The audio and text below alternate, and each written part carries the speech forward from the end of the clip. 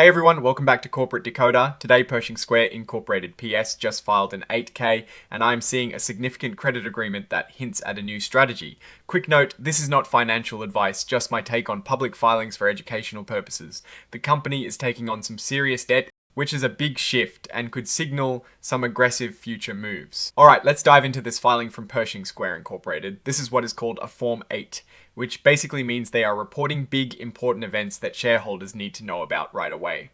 The main reason for this filing is all about a new credit agreement, which is essentially a fancy way of saying a new loan. So Pershing Square has entered into a credit agreement, and this is a pretty big deal. They are getting two types of loans: a senior secured revolving credit facility, which is like a credit card for businesses you can borrow from and pay back over time for up to $250 million. Then there is a senior secured term loan facility for $100 million together. These are called the senior credit facilities. Imagine a company needing cash for new projects or investments. These loans would provide that. Now, why are they taking on this debt? The filing says they plan to use some of this money for what they call an anchor investment in Pershing Square USA Limited. This sounds like they are putting a significant chunk of cash into another part of their business to help it grow or stabilize. We've seen news about Pershing Square USA Limited having a bit of a rough start in the public market, so this investment might be aimed at shoring that up. Let's talk about the cost of these loans. They will charge interest, which is the price of borrowing money. The interest rate is tied to something called term SOFR, which is a kind of benchmark interest rate plus a margin. Or they can choose a base rate that is linked to the prime rate, the federal funds rate, or term SOFR itself. Basically, the more debt they have compared to their assets, the higher the interest rate they might have to pay. The loans are set to mature on the 30th of April 2029. That means all the money borrowed must be paid back by that date. And this debt isn't unsecured. It is backed by pretty much all the company's assets, which adds a layer of security for the banks lending the money. This new debt comes with strings attached called financial covenants. These are rules the company has to follow to keep the lenders happy. One key rule is maintaining a consolidated leverage ratio, no greater than 2.50 to 1.00.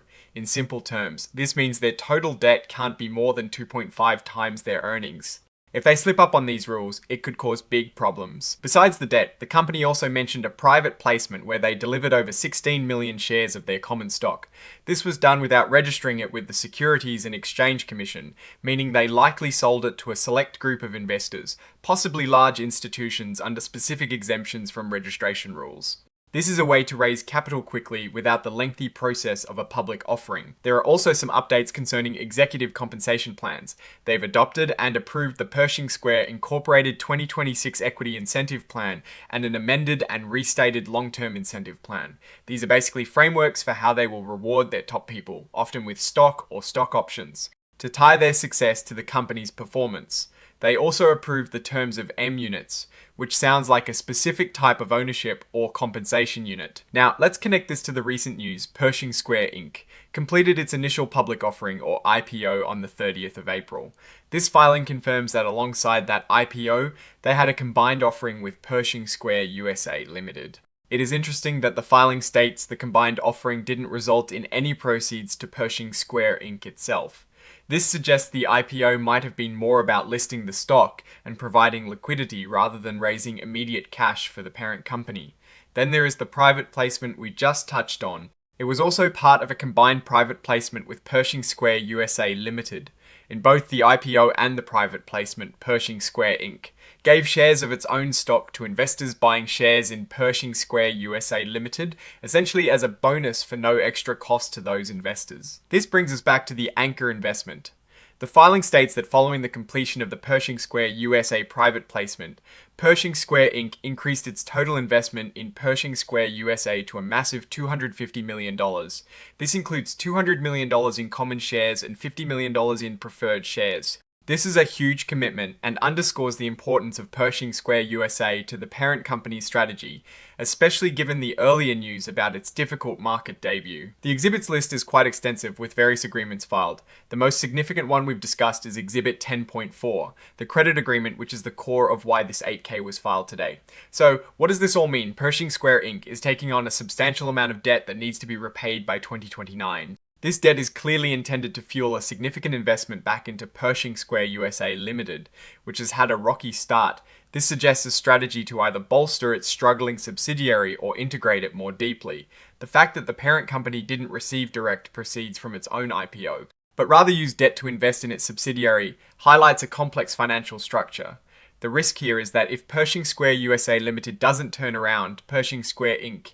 is on the hook for that $350 million in new debt plus interest, and still has to manage its own operations. It is a high-stakes move. We saw news recently about Bill Ackman blaming retail investors for stock drops, and this aggressive financing strategy might be his way of trying to force a turnaround or send a strong message to the market. Looking at similar situations, companies that take on large amounts of debt to support a struggling subsidiary often face increased volatility. Think about companies that have had to restructure significantly after overextending themselves. Without a clear path to profitability for the subsidiary, this leverage could become a major burden. What I am actually looking for is how this massive investment impacts the standalone profitability of Pershing Square Inc., and whether it can service this new debt while also growing its core business. Oh, and the research tools I actually use are linked in the description. They help keep this channel going. That is my take. Stay decoded. If this analysis was valuable, hitting that like button really helps. And subscribe for more deep dives. Don't forget to check out the Discord in the description.